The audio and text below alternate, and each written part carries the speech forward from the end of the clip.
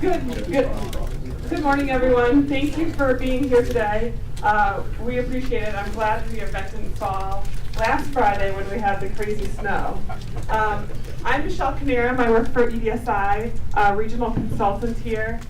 We help employers attract, retain, and train their employees. We also run the Michigan Works office in Livonia, which is on Plymouth between Middlebelt and Merriman.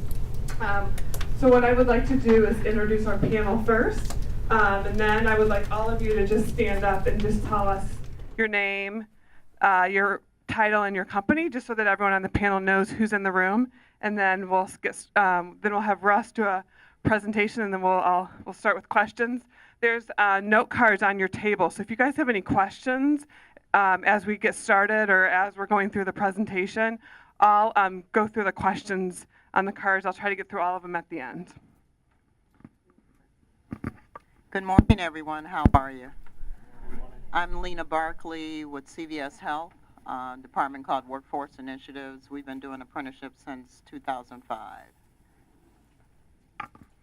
Good morning. I'm Janine Ernie. I'm the, brand new job. I just retired from Oakland Community College. I'm now with WIN. I am the apprenticeship administrator for WIN, which is the Workforce Intelligence Network. Good morning, my name is Rocky. I don't think this works.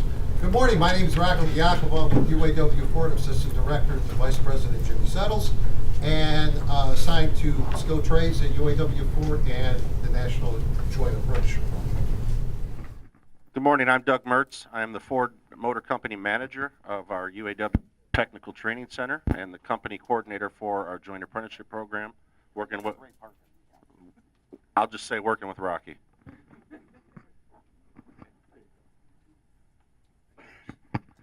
Hello, my name is David Politis. I'm the State Training Director for the Carpenters and the Millwrights. Good morning, my name is Gary Palulak, and for the next 15 days, I'm the Training Director of the IBEW. I'm retiring. I run the program for the IBEW Local Union 58 and the Southeastern Michigan chapter of NECA, which is our Contractors Association. Good morning. I'm Frank Collins Jr. I'm a licensed master plumber and a licensed plumbing contractor, licensed backflow tester, served my apprenticeship through Plumbers Local 98. Good morning. I'm Donna Patterson, and I'm with the Livonia Michigan Works office. I'm a business solutions professional. Good morning. My name is Hival Shamiri, and I am from the Michigan Works office in Livonia. Good morning, my name is Paul Miles. I'm Senior Manager for Government Workforce Development and Training Programs, Magna International. So I handle 11 different states for development of apprenticeship and Canada operations. Hi, I'm Andrea Bray. I'm a talent management specialist, so corporate recruiter for Stabilis ACE Controls in Farmington Hills. Hi, I'm Sarah Moore, and I work for Identicom Signs in Farmington Hills, and I am the accounts manager. Good morning, everyone. Sam Alamat, Business Solutions Consultant at Detroit Employment Solutions Corporation. Hi, everybody. My name is Stephanie Vumbalakis. I'm actually the former business manager with the Detroit Trading Center, and as of yesterday, I'm the new apprenticeship coordinator for DESC.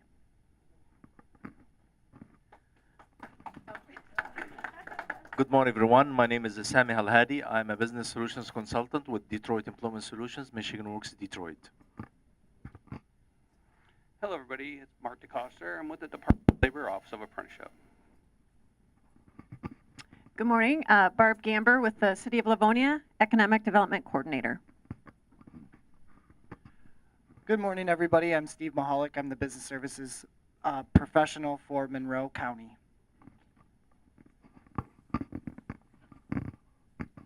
Good morning, everyone. Jack Jackson, Livonia Michigan Works Business Service Representative. Hi, everyone, and welcome to EMU's Livonia location. I'm Mary Jane Fallett. I'm a Corporate Relations Manager in Career Services at our main campus in Ypsilanti. I'm very happy to have you here. Please make sure you eat and drink before you leave, because there's lots over there, but we're very happy to have you here. And I primarily work with the College of Technology areas for career services, but we also assist with all the other areas on campus. I'm Mark Berlin from RK. I work with people with disabilities. I'm a business developer in Southgate. Good morning, everyone. I'm Mickey Mortimer. I'm the Vice President for the Southeast Michigan Construction Academy. We're headquartered in Madison Heights. We also have new campuses in Lapeer, Monroe, and just started one in Adrian. We have about 350 apprentices in Southeast Michigan currently.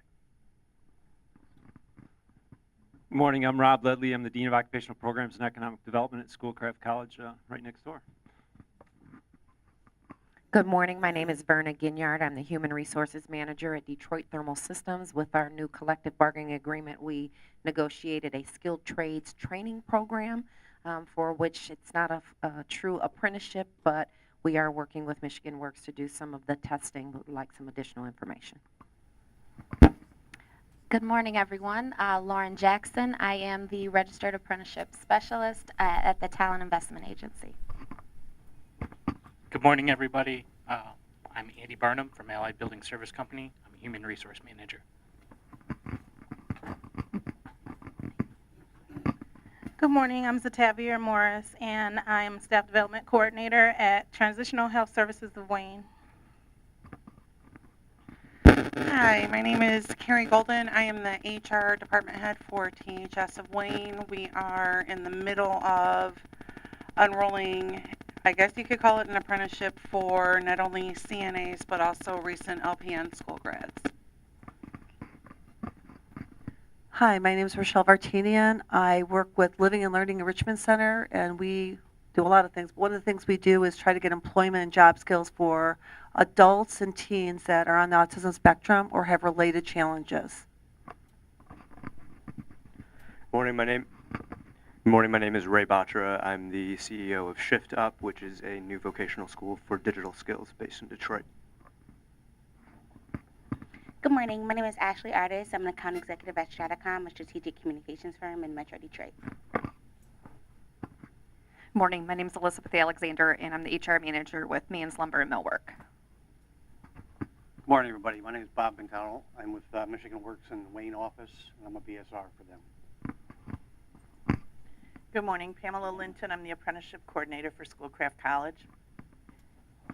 Good morning, Callan Eschenberg, Program Manager for the Advanced Michigan Center for Apprenticeship Innovation. Good morning, I'm Karen Maxton, Employment and Internship Coordinator for Occupational Programs at Schoolcraft College. Good morning, I'm Amy Jones, Associate Dean of Occupational Programs at Schoolcraft College. Good morning, I'm Sandy Collinger from the Salvation Army, and I'm the Volunteer and Special Events Coordinator. Good morning, my name is Cal Collins. I'm with the State of Michigan Talent Investment Agency, Veterans Employment Services, and I am their Veterans Employment Representative.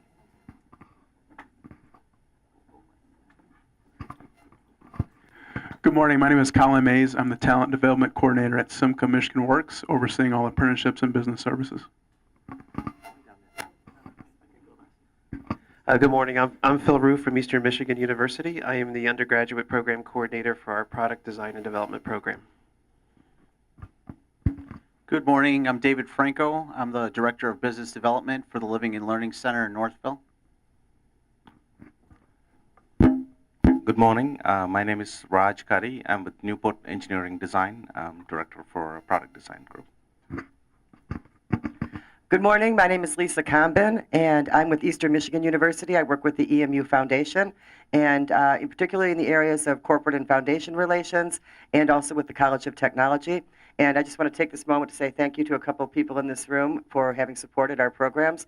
Elizabeth Alexander from Mann's Lumber and Millwork. They've established a great scholarship with us. And who is here from Magna?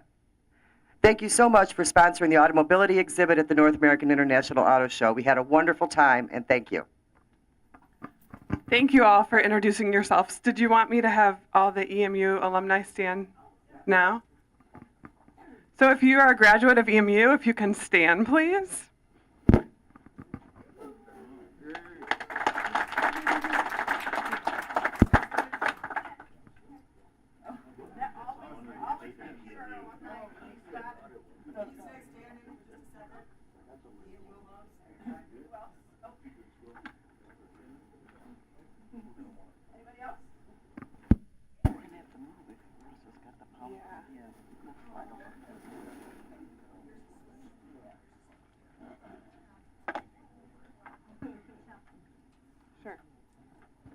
Okay, Ross, I'm going to turn it over to you.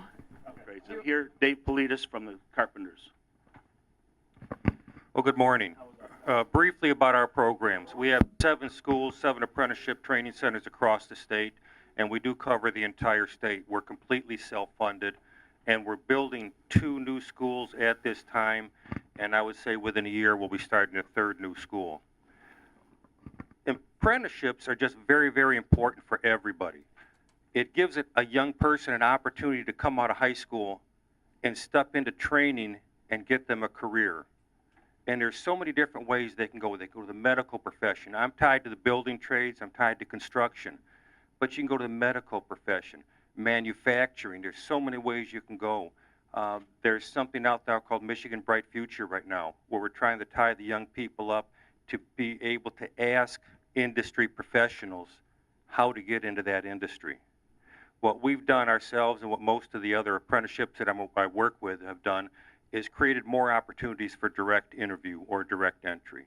So if you complete a pre-apprenticeship program, you can come and apply to an apprenticeship and you qualify for an interview. Most of the schools around the state are tuition free. We're tuition free and cost free to the apprentices coming in. So typically if you have someone young that's trying to come in, they don't have $5 in their pocket.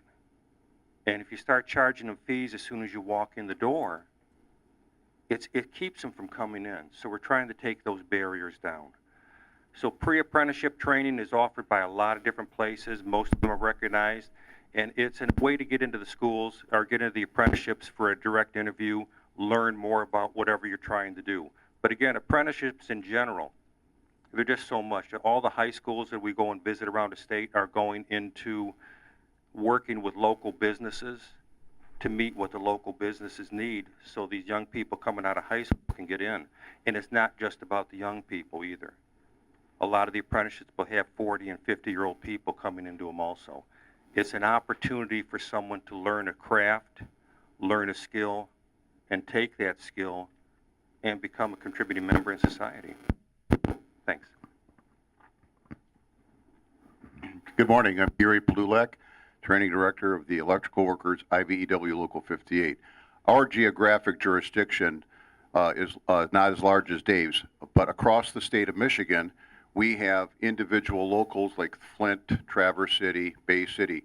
Our geographic jurisdictional area covers Wayne, Oakland, Macomb, St. Clair, Sanilac, Huron, and parts of Livingston counties. To touch on some of the results that the Department of Labor, when they came up with developing pre-apprenticeship language, the Department of Labor needs to get an applause on this program because it's a 10-week program. Some are 12 weeks that will measure whether a person wants to be a carpenter, an electrician, an ironworker, a painter. And so what this 10-week program does, it gives you some related instruction on the job training. Back in 2015, President Obama had some money come out of the Department of Labor to help fund development of pre-apprenticeship program. We are in the 3rd year of a federal grant that breaks down barriers for females, minorities, military veterans.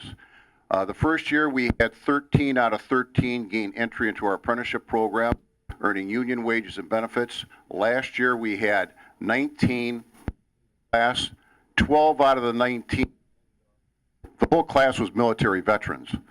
12 out of them are now bona fide apprentices in our program. And the second cohort on this Thursday, that 15,600 is going to be plus 42 because this Thursday we're indenturing 42 people. And I would only say that if you want to see if a program works, check out the results. The programs that Dave and I run through the guidance of Russ, our return rate is 65 to 70% pre-apprentices enter our apprenticeship program. And our graduation rate from people getting into our apprenticeship program is 85%.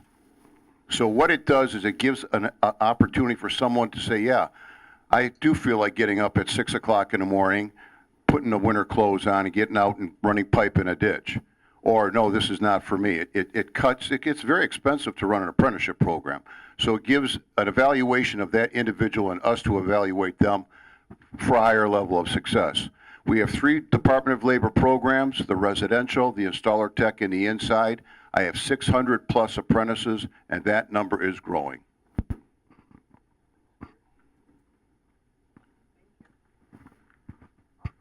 Awesome, thank you guys. So I'm going to go ahead and get started with questions. As I'm going through the questions, if you guys have more questions, just go ahead and write them on the note cards for us. Janine, the first question I'm going to ask you, I heard that WIN will be an intermediary for apprenticeships, so can you expand more on this? Intermediary. First, let me just, for those of you who don't know, WIN is the Workforce Intelligence Network.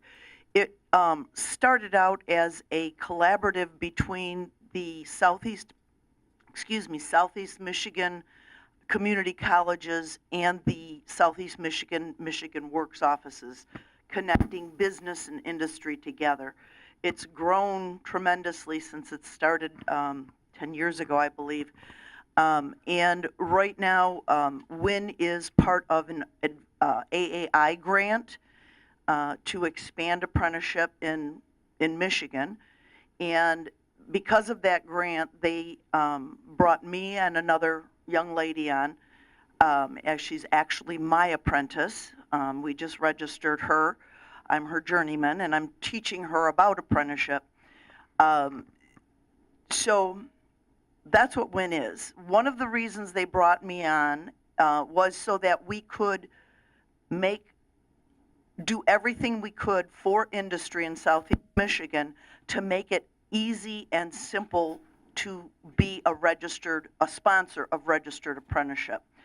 To that end, we have decided that we will be holding standards for the companies so that we will be doing most of the legwork for the companies. We will track your apprentices. We will be the intermediary, the one who speaks to the Department of Labor for you. We'll be working with your apprentices to make sure they're on track with their work process schedule, with their RTI. We'll make sure that their wage scale is progressing appropriately. And we'll work very closely with industry, but we'll take the burden, so to speak, of all the tracking off of the employer for those who want to do it. There are, as Russ mentioned, other organizations that act as intermediaries. Many Michigan Works offices hold standards for companies, so it's not anything new. It's something that we're willing to do to help grow apprenticeship. To that end, if you choose not to go under WIN's intermediary standards, I'm certainly available to help you with any questions you have. We can work to help you set up an apprenticeship and hold your own standards for yourself too. I'm here just as a resource. I've been doing apprenticeship for about 20 years. I know it doesn't look like it. Russ has been doing it for 90, so. But WIN has created we're calling it the Advanced Michigan Center for Innovation in Apprenticeship. And that was the title of our grant. And when we started it, it was just kind of a pie-in-the-sky idea. And in recent months, it's really become something substantial. That's what WIN is doing. We're doing innovation and apprenticeship, and we're an actual entity. We have a brand new website, real easy to remember, miapprenticeship.org for Michigan apprenticeship. There is also a hotline if anyone wants to speak to a live person. You know, there's so much information out on websites, and sometimes it's a struggle to go through and find the answer. If you'd like to call the hotline, it's right to my cell phone. The number is on the website, but my cell phone, for those of you who want it, is 313-296-5115.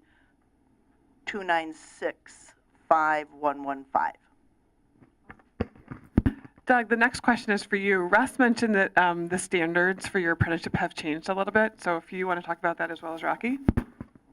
Well, like Russ said, they've been around the apprenticeship business for 81 years. We're not that long. We've been in it since 1941. So I'm still not as old as you. But anyway, working with our apprentice program is a huge honor, at least for myself, and I know my partner Doug feels the same way.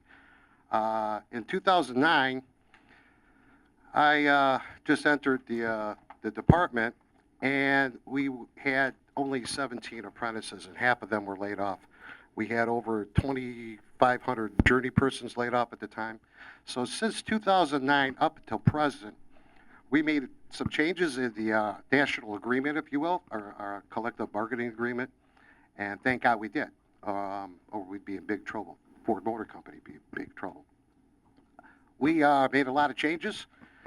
At present, we got just around 1,000 apprentices.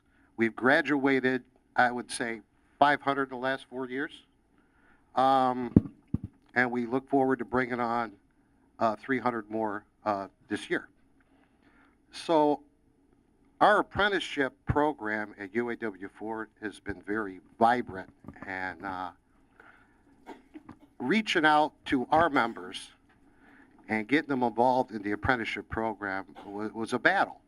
We always tested, which, you know, the last 15 years, the tests have been convoluted, and they take forever. What used to take 1 day to test and know what trade you're going to go in takes 20 to 23 weeks. Became very cumbersome and expensive. Long story short, some time ago, I was working production at my first job at Ford Motor Company. I had the nastiest job in the assembly plant over here in Dearborn. The apprenticeship opportunity, the test came up. I signed up, and I was fortunate enough to be selected. At that time, they were having a lottery of 50%. They'd sign up 1,000 people at a time. So anyway, I got selected to take the test. So one day, I gladly took the day off of work from the assembly line to go to the local and take a test. In 8 hours, I knew I passed the test. I knew what I did wrong on the test. I went one-on-one with the counselor, and I always wanted to be an electrician. I always wanted to be an electrician. I was electrocuted twice, and I love it. But I wanted off the line, too, because I had just a horrible production job before ergonomics came into play in the Big Three system. And they called my line the KD line, which stood for knock 'em dead. We were talking about the cars. So I wanted off that line. So when I found out I was eligible from electrician on down, I only had one selection at that time. I said, oh, I want an electrician. I always wanted to be an electrician, I told the counselor. He said, well, you work on the KD line. I said, yes, I do. He says, there's a 5-year wait for electrical electrician or electrical apprenticeship. I said, 5 years? He said, can you wait 5 years on the KD line? I said, what's the next boat out? He said, tool and die. I said, brother, that's what I always wanted to be. But in 8 hours, I found out how long it was going to be until I got off the KD line and went on apprenticeship, which now, I just said, 20 to 23 weeks on average of one of our apprentices to know he or she passed the test. It's ridiculous. So we decided on negotiating IRCP, Industrial Readiness Certificate Program. So we hire from our own people, our own employees. We don't take them from the outside. But here's the reason behind that. Nobody but our members know the plant better, the product better, and the process. They spend more time on that line, on that machine, than they do with their own families. So we've been very fortunate to do that, and we've been very fortunate with the IRCP bringing apprentices on that just didn't take 6 hours of their time and take a test, but they go to our colleges, whatever plant they're from, and they go through the program. 3 classes, not accredited. They take that, they complete that. I know Schoolcraft's got it, Henry Ford has it. Macomb has it in this area. We got 5 local colleges that have the program, and in the outlying plants, we got the colleges out there also that they run the apprenticeship program also. So they have buy-in when they come to us. Our instructors are former employees. They retire, and we just ask, Doug and I will ask them all the time, I know you retired once, just don't ever do that again. Because it's hard for us to find talent on the outside and in our plants. So we feel that the apprenticeship program is growing in a positive manner, more so than taking the test and going through that. Did you want to add anything else, Sunday? I didn't take 5 minutes. So you're right. Talk about the diversity. Yeah, so just to follow up on what Rocky was saying relative to the readiness certificate program, what we've also found is has significantly increased the diversity of our candidates. So our apprenticeship program was about 25%. That are now around 50% minorities. So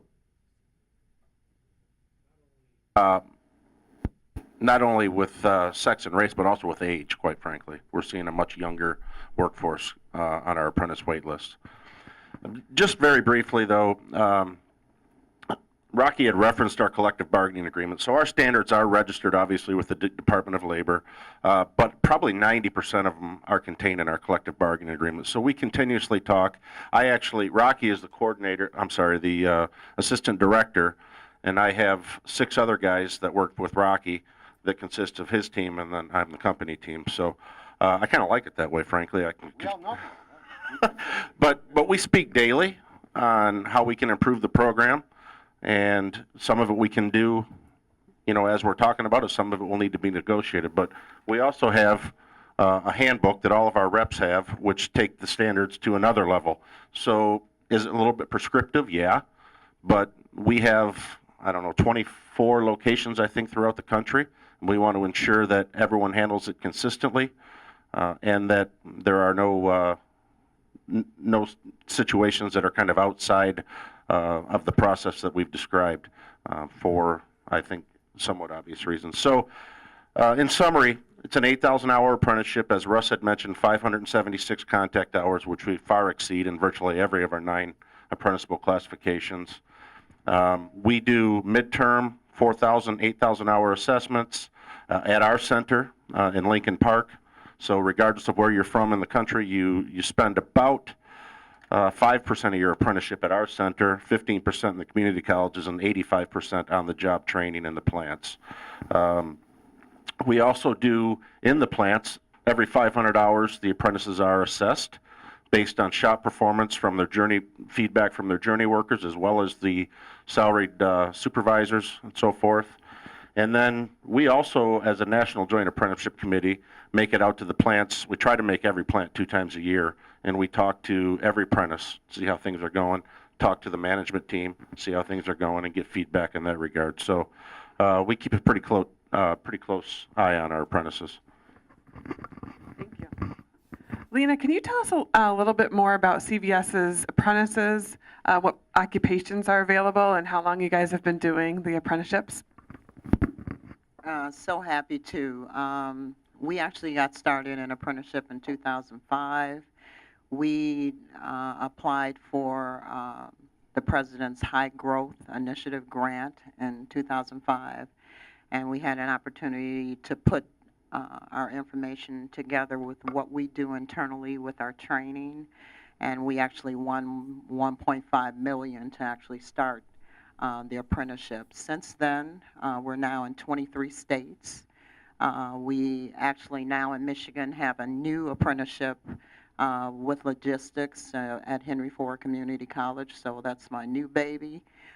We have pharmacy tech and also an apprenticeship starting in Detroit called HR MAP, Hospitality Retail Management.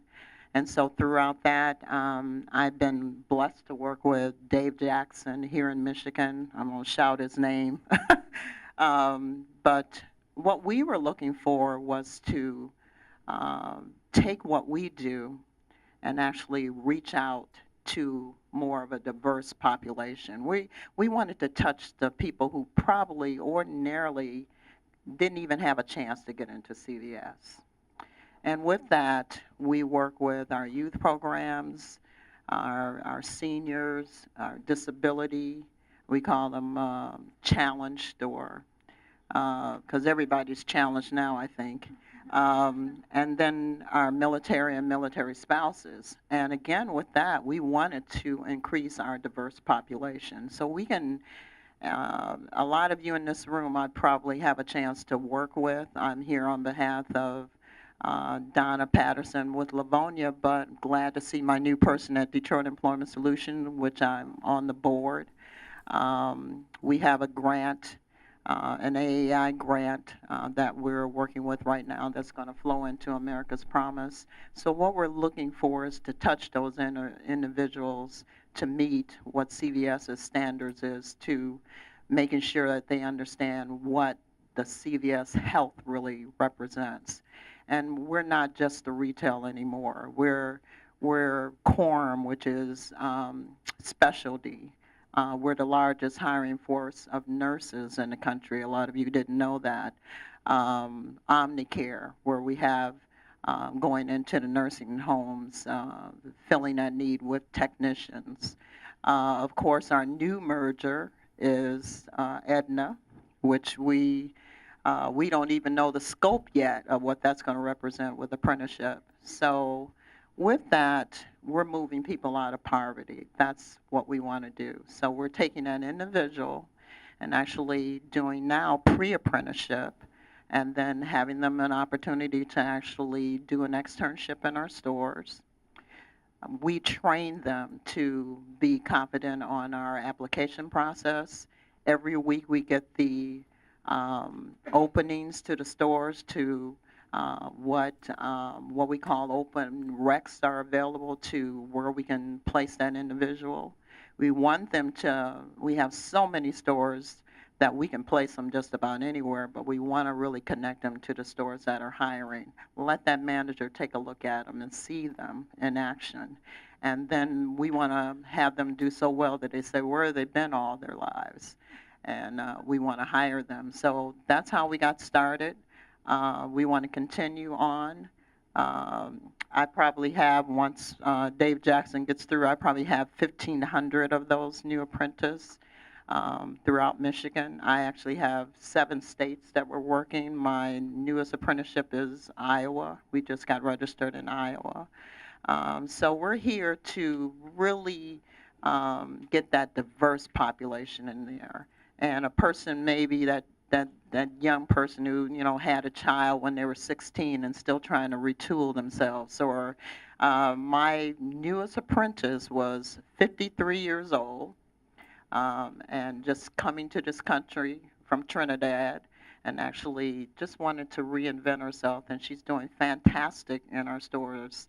Lumina Foundation just did an article on her and be coming out in Focus magazine. So we're really happy to move that needle to make sure that everyone has a chance if they can actually do the job. Thank you. This question actually is for both of you and the two of you as well. How does someone get into your program without doing a pre-apprenticeship? With us, you know, UEW4, like we stated earlier, Doug and I did, you first have to be an employee with UAW Ford, and then you would have you'd be eligible for IRCP.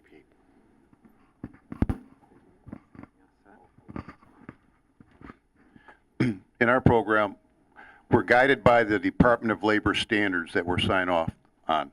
There are 11 different ways you can come into our apprenticeship program. For example, one of the most recent developments, which is really good for the military vets, is there's actually a direct entry or a direct interview.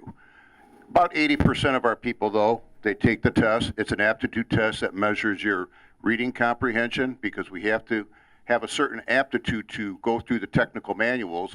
And algebra or a math like an algebra is very important to the building trades.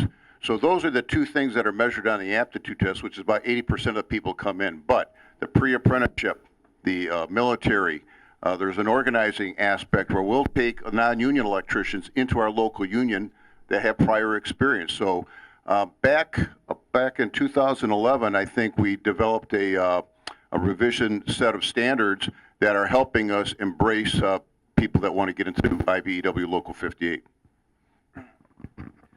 As I said earlier, we had 7 different schools across the state. We had 7 different ways to get into our programs.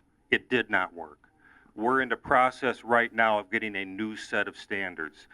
Every school will take an apprentice in the exact same way. So that hasn't been approved yet, but what it will be is, for the direct interview, you come out of a pre-apprenticeship program.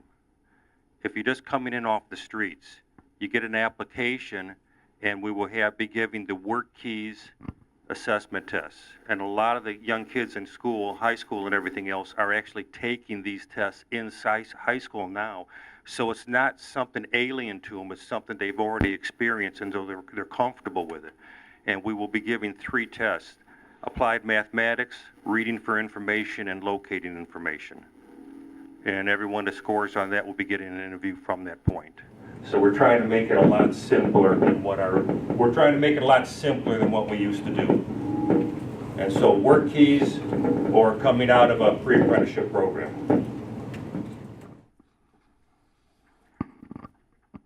Thank you. The next question, our program is run internally based on contract. How can we partner with colleges to establish the curriculum for our employees interested in our skilled trade training funds? Janine? Call the college. It's really literally as simple as that. Again, on our website, miapprenticeship.org, all of the community colleges, coordinators, contact information is on there. Hook up with them.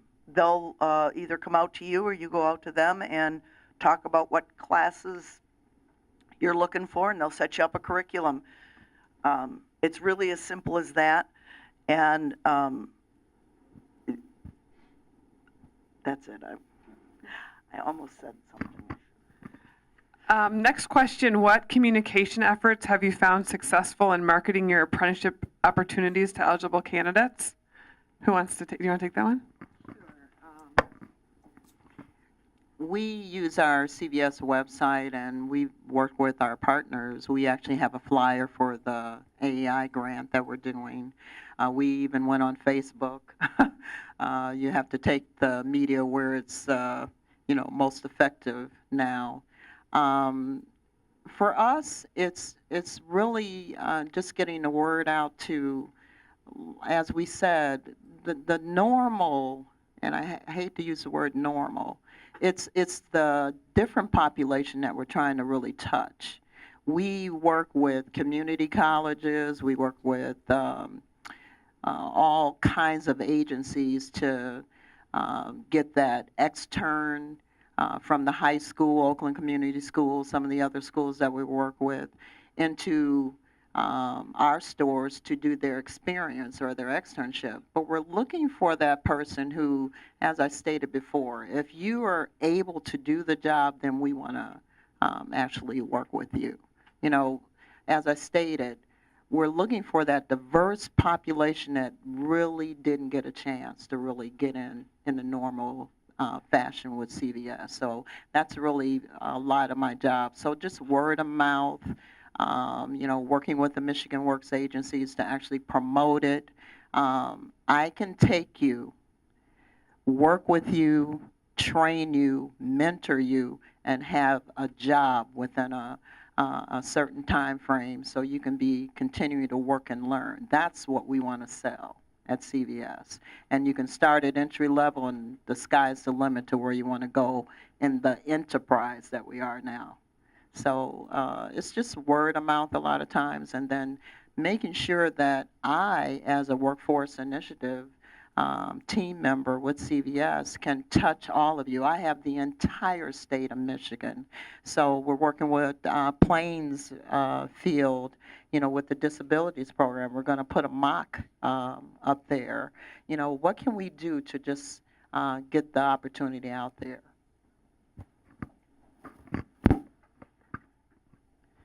Lena, my next question is for you. I know I've been meeting with a lot of employers. I'm sure others too have in the room.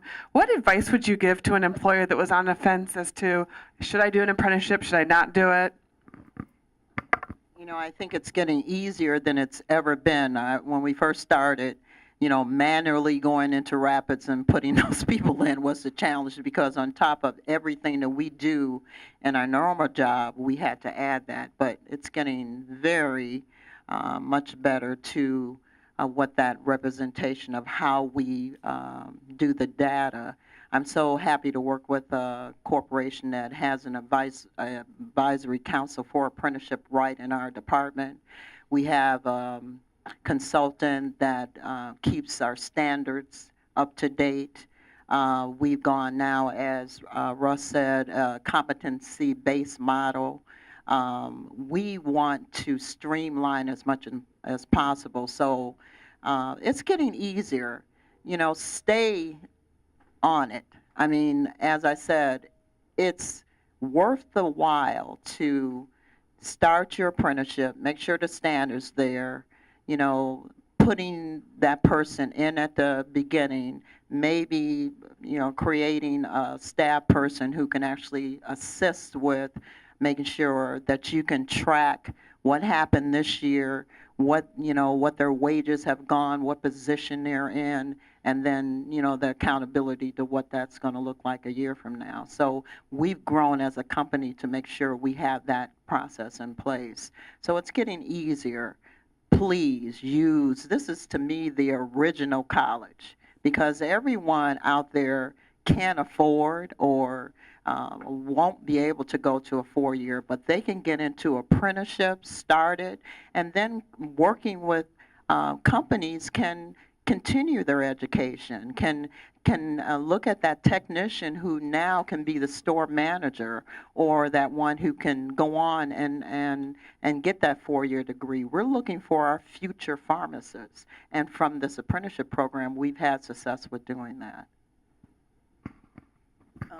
And just to follow up on Lena's comments, it is very easy. There's really 3 main parts to an apprenticeship: on-the-job training, we call it work process, RTI, related technical instructions, and a wage scale. So it's very easy to set up. Russ and his team make the paperwork super simple. And the comment I always have for people who are on the fence, why should I? And my comment back is, what if you don't? Talent, we all know, every industry, talent is just not there. And we're past the part of borrowing from Peter to pay Paul and stealing apprentices. We've got to start training them, or the business is going to go away. That, you know, bottom line.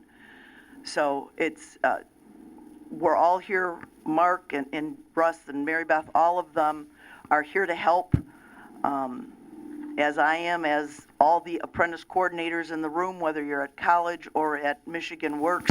There are so many resources now in Michigan, there's really no reason not to do it. It doesn't cost a penny. And oftentimes now, you can get paid to do an apprenticeship because of different grants and things that are available through the state. So it's really the prime time to do it. So that's a great lead into my next question, so thank you. I'm actually going to ask Jack Jackson from our Livonia office to answer this question. Can you please speak to the SCTF funds and how they help and get people into an apprenticeship? Thank you. Good morning. Skilled Trades Training Fund. This is money that's available to you to train people technically in your business. It's made to augment any money that you're already spending on an apprenticeship program, and it's also designed to help you with pre-apprenticeship program training. So it's an encouragement. It's a sweetener. It gets you going in the right direction or helps you maintain the direction you're going in. if you're already into an apprenticeship program. There's a lot to it, but the simple question of the application that really bears attention is, if you do not have these funds, what happens? So in other words, the funds are to encourage you and to advance your company and your training programs and the technical knowledge of your people. So all the questions on the form, the single most important question, question 5, is if you don't have it, what happens? So this is to encourage action, activity. It's tied to your performance, and that one singular question helps you crystallize, why do I need this, how's it going to advance my company, and to be able to tell someone about it. There will be emails and certainly phone calls to you starting in March telling you about the STTF program, how you can apply. There'll be people coaching you on how to apply.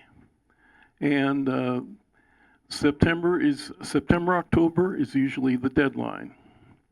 This is recompense for you for training, and the window of opportunity just happens to coincide with spring semester in many of our local colleges.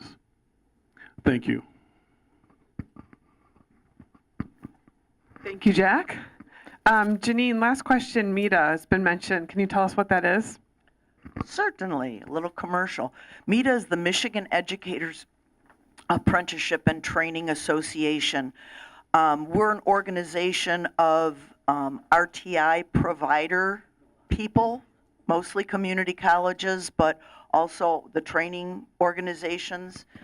Anyone who deals with educating apprenticeships or is interested in apprenticeship can attend. We hold two conferences annually. Coming up May 23rd in Traverse City is our spring conference. The website is META.org, MEATA, .org. And this conference is the first time we're going to attempt, with the tremendous support and help of the DOL and Russ's team. Day 2 of the conference will be actual live apprenticeship in a day. We are hoping, we've got some employers already identified, but if anyone's got an employer that's on the fence, you can bring them up. And all the resources will be in the room so that literally someone can go through the process, and at the end of the day, depending on where they get to, it's possible that they could complete it. If not complete it, at least be very, very close. So we're looking really forward to that, and we're hoping if that's successful, then META will take their act, so to speak, on the road, and we'll go to different areas in the state and do these workshops, apprenticeship in a day workshops. So you're all welcome to come. We have limited seating, though. If you think you're interested, I would highly encourage you to register and get a hotel room. It's all on the website, because I'm worried we're going to fill up this year. Thank you. First of all, I wanted to thank all our panelists for being here today and taking time out of your schedule. So thank you all very much. Thank you, all of you, for being in the room and attending. I hope we were able to answer some of your questions. Eastern, thank you very much for hosting us. Really appreciate that. I think Eastern wanted to add one more thing, and then you guys are welcome to network for a little bit before the day ends. Thank you. Thanks. I just wanted to, again, thank you for being here. But in addition to the apprenticeship piece, I would be remiss in not doing my job if I didn't mention part of what we do is we also connect companies to our students through internship and partnership opportunities.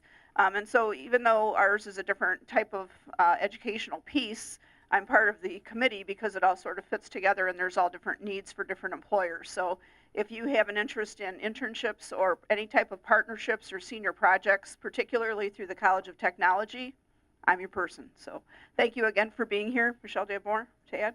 Okay. There's more coffee and juice and snacks in the back. Feel free to help yourself, network, and enjoy the rest of your day.